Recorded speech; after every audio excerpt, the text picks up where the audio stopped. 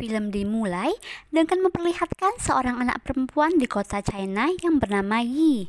Ia sedang berpamitan pada nenek dan ibunya untuk pergi bekerja. Yi melakukan pekerjaan apapun seperti babysitter, mengurus anak anjing, dan menjadi pembuang sampah di toko ikan. Saat pulang, Yi bertemu dengan tetangganya yang bernama Peng dan Jin yang dikenal sebagai cowok keren di medsos. Saat tiba di rumah, ibu dan neneknya mengajak Yin untuk makan bersama. Namun, Yin menolak dan langsung masuk ke dalam kamar. Ia tak pernah berkumpul dengan keluarganya sejak ayahnya meninggal. Saat malam hari, Yi yang belum tidur naik ke atas atap tempat persembunyiannya. Selama ini, Yi bekerja untuk menghasilkan uang yang banyak agar ia dapat melakukan perjalanan ke berbagai tempat yang diinginkan ayahnya dahulu.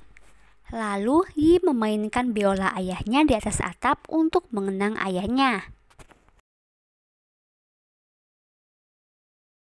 Tiba-tiba ada helikopter yang melintas di atas Yi dan membuatnya terjatuh. Saat Yi mau mengambil biolanya yang jatuh, Yi kaget melihat ada hewan yang sangat besar. Tiba-tiba muncul helikopter untuk mencari hewan tersebut dan membuatnya ketakutan. Melihat hal tersebut, Yi menyembunyikan hewan besar itu. Keesokan harinya, Yi yang ketiduran di atas atap bangun dan mengecek hewan besar itu. Ia melihat tangannya yang terluka, lalu Yi pergi ke apotek untuk membelikannya perban. Di perjalanan pulang, Yi melihat ada orang yang sedang mencari jejak keberadaan hewan besar itu. Kemudian, Yi kembali ke atas atap. Yi membawa bakpao untuk hewan itu. Lalu, Yi mencoba mendekat agar ia bisa mengobati luka hewan besar itu. Setelah selesai mengobati, Yi membuat tempat persembunyian untuk hewan tersebut agar lebih tertutup dan tak diketahui oleh orang-orang yang mencarinya. Malamnya, hewan itu masih ketakutan. Lalu, Yi memainkan biola untuk menenangkan hewan besar itu. Di sana, hewan itu ikut bersenandung dan membuat bunga yang layu menjadi mekar kembali. Lalu, hewan besar itu melihat reklame Gunung Everest. Di sini, Yi baru mengetahui kalau hewan besar itu adalah Yeti yang tinggal di Gunung Everest.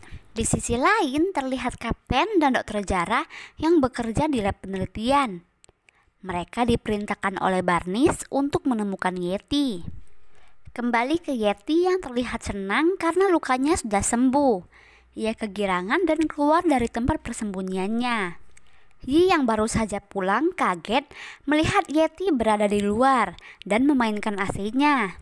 Yi mencoba menghentikan Yeti. Secara bersamaan, Jin dan Peng naik ke atas atap dan melihat ada Yeti di sana. Karena Jin kaget, ia langsung menelepon polisi. Hal itu membuat dokter Jara mengetahui keberadaan Yeti. Lalu helikopter datang untuk menangkap Yeti. Yi meminta Yeti agar lari dari sana. Namun, Yeti malah membawa Yi dan kabur dari sana. Melihat itu, tetangganya Jin dan Peng mencoba mengejar mereka dengan menggunakan motor. Helikopter juga terus mengejar Yeti, hingga Yeti terkepung di tower menara tempat pertunjukan cahaya di kota. Saat menara bercahaya, Yeti kabur hingga sampai di pelabuhan. Lalu, Yi meminta Yeti untuk pulang ke rumahnya dengan menaiki kapal. Namun, karena tak tega dengan Yeti, Yi pun akhirnya ikut bersama Yeti. Jin dan Peng yang tiba di sana pun ikut naik ke atas kapal. Di sisi lain, Barnis terlihat sangat marah pada kapten dan dokter Jara yang gagal menangkap Yeti. Barnis ingin mempublikasikan keberadaan Yeti pada ilmuwan dan publik saat pembukaan acara nanti. Lalu, dokter Jara meyakinkan Barnis kalau dia akan menangkap Yeti karena ia adalah ilmuwan hewan langka. Lalu, kapten melaporkan tentang keberadaan Yeti yang telah menaiki sebuah kapal. Jin menelepon orang tuanya kalau mereka bertiga sedang berlibur ke Beijing.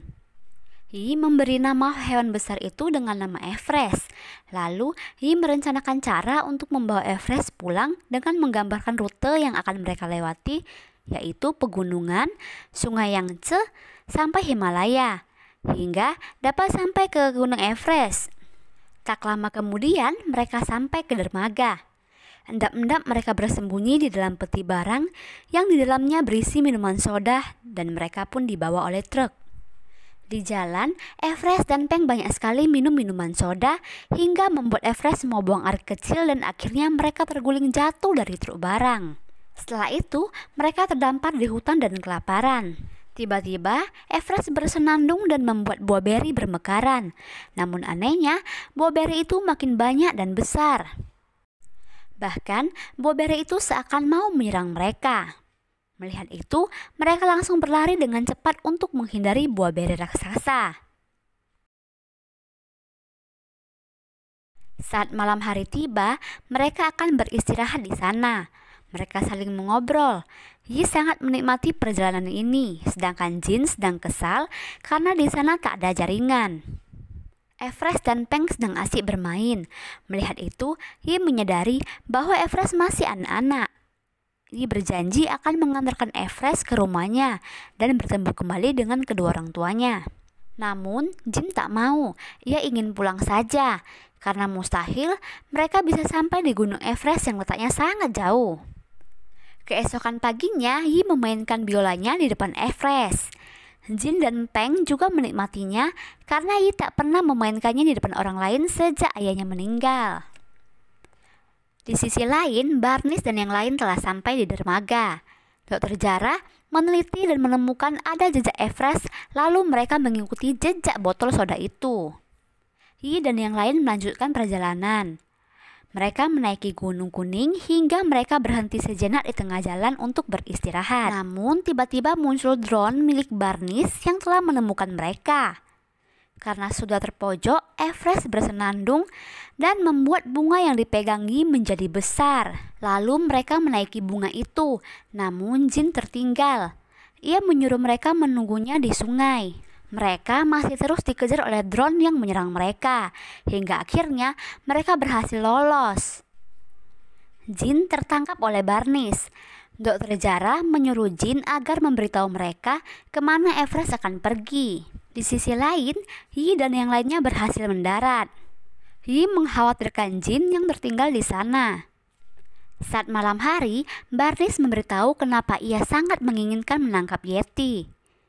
Karena saat ia menaiki gunung, ia bertemu dengan sosok Yeti, namun langsung menghilang tanpa jejak. Dan saat itu, ia ceritakan ke orang-orang dan tak ada yang percaya padanya. Makanya, ia sangat ingin membuktikan kalau Yeti benar-benar ada. Yi dan yang lainnya tersesat di sana. Mereka sangat khawatir pada Jin. Mereka pun bertekad untuk cepat mencari jalan keluar agar cepat bertemu dengan Jin.